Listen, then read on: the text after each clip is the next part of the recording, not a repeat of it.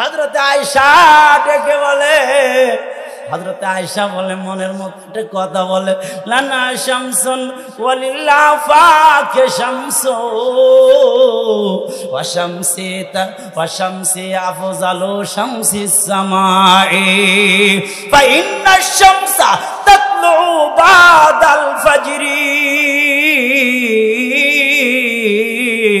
ওয়া শামসি তাতলু বাদাল ইশাই ওয়া শামসি তাতলু বাদাল ইশাই।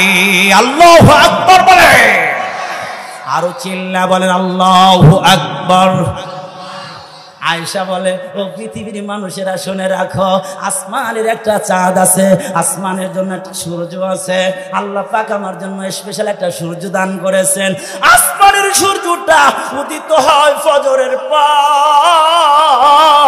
আল্লাহ পাক আমাকে যে স্পেশাল সূর্য দান করেছেন, ওই সূর্য উদিত হয় এশারের পার। সুবহানাল্লাহ। আয়েশা বলেন, আমার নবী আমার ঘরের মধ্যে আসলে ঘরের মধ্যে আলোকিত হইতো। এই বন্ধু, আজকে কত নায়িকার মহব্বত করো, কত নায়িকার ছবি তুমি রাখো, কত নায়িকার তুমি ফ্রেন্ড হয়েছ, কত তুমি ভালোবাসা দেখাও, যা সবচাইতে সুন্দরী আরে পরিমণিরে যদি ঘরের মধ্যে ঢুকে দাও, অন্ধকার ঘর কি আলোকিত হইব?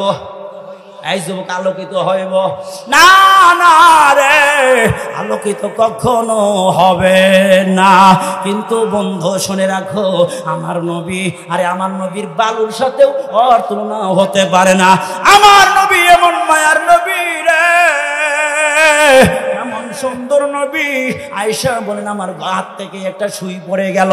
আমি তখন কি করলাম, ল্যাম্প নাই, কুপি নাই, বাতি নাই, তেল নাই, আমি বাতি জ্বালাইতে পারলাম না।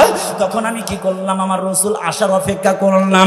আমার নবী যখন ঘরের মধ্যে এসে গেল, আমি আমার নবীজির চেহারার আলোতে আমি সুই খুঁজে বের করতে পারলাম।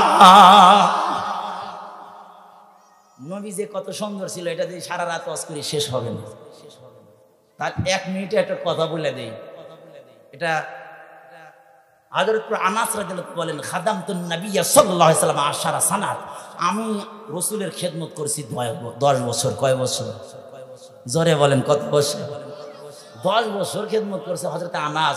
আনাস রাদিয়াল্লাহু বলেন, আল্লাহ রাসূল কোনদিন বলেন নাই লিমা সনাতা ওয়ালাম লাম তাসনা, কেন এই কাজ করছো, কেন তুমি করো নাই, এই কথা রাসূল জীবনে বলেন নাই। সুবহানাল্লাহ। কেমন নেতা ছিলেন! 10 বছর একজন খেদমত করছে, একদিনও বলেন নাই তুমি এই কাজটা কেন করলা, এই কাজটা কেন করো না।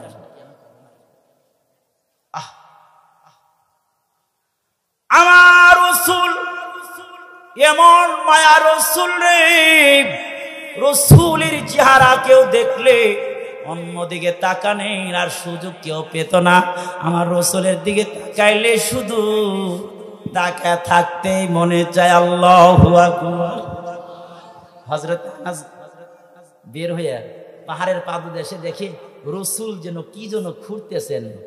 ইয়াখুযুল আহজার,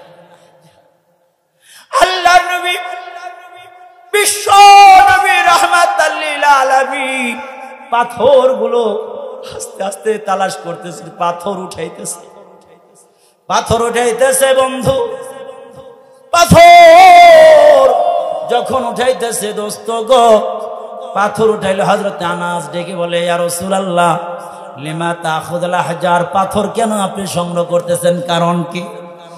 আমার ভাইরা, পাথর যখন সংগ্রহ করতেছেন, এমনই সময় আনাস যখন জিজ্ঞেস করলেন, লিমা তাখুযুল আহজার ইয়া রাসূল, কেন আপনি পাথর সংগ্রহ করতেছেন ইয়া রাসূলুল্লাহ? আল্লাহ রাসূল ডেকে বলে, জানো না আমার পেটের মধ্যে কোনো খাবার নাই, আমার পেটের মধ্যে কোনো খাবার নাই রে, কয়েকদিন যাবত অনাহারে, ঘরের মধ্যে কোনো চুলা জ্বলে না রে, সরে রাখা। এই জন্য আমি মরুভূমির পাথরগুলো আমি তালাশ করে করে পেটের মধ্যে যখন বেঁধে ফেলি, তখন আমার কাছে একটু আনন্দ, আমার কাছে একটু প্রশমিত হয়, ভালো লাগে রে আনাস। এই কথা শোনার পরে আনাস সঙ্গে সঙ্গে পাথর খোঁটা আরম্ভ করছে, পাথর খোঁটা আরম্ভ করছে। আনাস পাথর সংগ্রহ করে নিজের পেটের মধ্যে পাথর বেঁধে রসুলে সুন্নাত জারি করেছেন নিজের মধ্যে। রসুল পেটে পাথর বেঁধেছে, আমার ভাইরা আনাস তিনি নিজেও পেটের মধ্যে পাথর বেঁধেছে। পাথর বেঁধে আমার ভাইরা আনাস তার ঘরের মধ্যে চলে জাহাবাইলার তার বাড়িতে চলে গেছে। বাড়িতে চলে যাওয়ার পরে হযরত আনাসের মা ডেকে বলে, আনাস রে বলো দেখি তোমার চেহারাটা তো কেন মলিন দেখা যায়। পৃথিবীর কেউ যদি কারো অবস্থা, সন্তানের অবস্থা কেউ না বুঝতে পারে, একজন যুবকের অবস্থা কেউ যদি না টের পায়, না বুঝতে পারে, কিন্তু বুঝতে পারেন যিনি, তিনি কে? মা বুঝতে পারে, মা বুঝতে পারে রে। যখন কেউ ঘরের মধ্যে ঢোকে সন্তান তাকায় বাবার হাতের মধ্যে কি, বিবি তাকায় স্বামীর হাতের মধ্যে কি। আরে জানার জন্য বলেছিল সেগুলো নিয়ে আসছে কিনা এগুলো তালাশ করে করে দেখে, কিন্তু মা তাকায় না, মা তাকায় চেহারার দিকে। জোরে বলা যাবে ঠিক কিনা? মা তাকায় কোথায়? জোরে বলেন, আরো জোরে বলেন। চেহারার দিকে। মা চেহারার দিকে তাকাইয়া বলে, ও সাধুডি তুমি কি কিছু খাও নাই? কখন তুমি রওনা দিয়েছো? কখন তুমি খাবার খেয়েছো বাবা? কখন তুমি খাবার খেয়েছো? এই পৃথিবীর কেউ না বুঝলে মা বোঝে, কারণ হইল মায়ের আত্মার সাথে সন্তানের আত্মার একটা কানেকশন আছে। এই জন্য বিদেশের বাড়িতে যদি সন্তান যদি অ্যাক্সিডেন্ট হয়ে যায়, মা তখন ছুটাছুটি করে, দৌড়াদৌড়ি করে। মা বলে আমার ভালো লাগতেছে না, মা বলে তখন আমার ভালো লাগতেছে না, আমার ভালো লাগতেছে না, এই কথা বলতে থাকে। আমার ভাইরা ফোন দিয়ে খবর জানতে পারে ওর সন্তান বিদেশের বাড়িতে অ্যাক্সিডেন্ট করেছে। যিনি জানা দেন তিনি জোরে বলেন কি?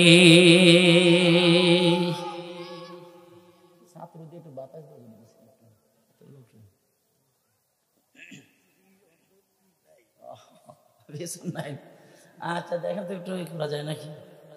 ঘাইমা করে ভিতরে বুঝে না। আল্লাহু আকবার বলেন। বিছন টিছন না পাইলে এভাবে যখন চলে। আমার ভাইরা হযরতে আনাস, আরে মার কাছে গেলে মা বলে, তুমি খাবার খাও নাই? এদিকে খেয়াল করেন, তুমি খাবার খাও নাই? হযরতে আনাস চিন্তা করলেন, মাহফিলের চতুর্পাশে মানুষ তো, এদিকে সেদিকে কথার আওয়াজ হইতেছে। মাহফিলের যারা কর্তৃপক্ষ সেটা যদি বাচ্চাগুলো সরাই দিত, আওয়াজটা বন্ধ করে দিত। আমার ভাইরা এই জন্য আপনারা সবাই জোরে আওয়াজ দিয়ে আমার লগে, ওদের আওয়াজ এমনি মাইনাস হয়ে যায়। জোরে বলেন আল্লাহু আকবার, আরো চিল্লায় বলেন আল্লাহু আকবার। হযরত আনাসের মা ডেকে বলে, আনাস তুমি খাবার খাও নাই? আনাস চিন্তা করলেন, যদি বলি খাবার খাইনি তাহলে তো বলবে রসুলের দরবার থেকে আসলা, রসুল খাবার খায়, তোমারে খাওয়ায় না। আর যদি বলে খেয়েছি তাহলে তো ভুল হবে, আমি তো খাবার খাইনি। আনাস বলেন, মা আমি একটু ঘরে ঢুকতে চাই। আরাত্থ আইয়া দখলা এলার দ্বার, আমি ঘরে ঢুকতে চাই, আমার ঘরে ঢোকার সুযোগ করে দেন। মা বলে ঠিক আছে ঢোকো। ও দখল, ঘরের মধ্যে ঢোকো। ঘরের মধ্যে ঢুকে শুয়ে পড়ছে আনাস। শুয়ে পড়লে আনাসের মা দেখে পেটের মধ্যে উঁচা দেখা যায়, কাপড়টা সরাই দিয়েছে, দেখে পাথর।